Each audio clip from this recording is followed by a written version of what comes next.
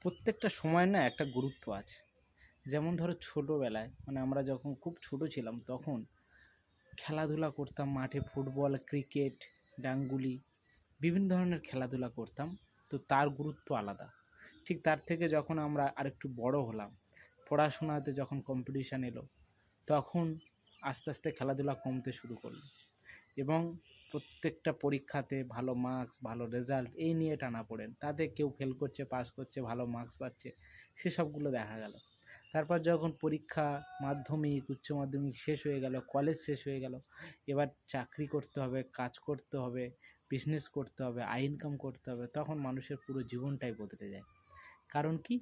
তখন আর সেই শৈশবের সব কিছু কত দূরে সরে যায় তার আর দূরবীন দিয়ে দেখা যায় না। শুধু ওই স্মৃতিটুকুই থেকে যায়। তা আবার কখনো আবছা আবছা মনে পড়ে, আবার কখনো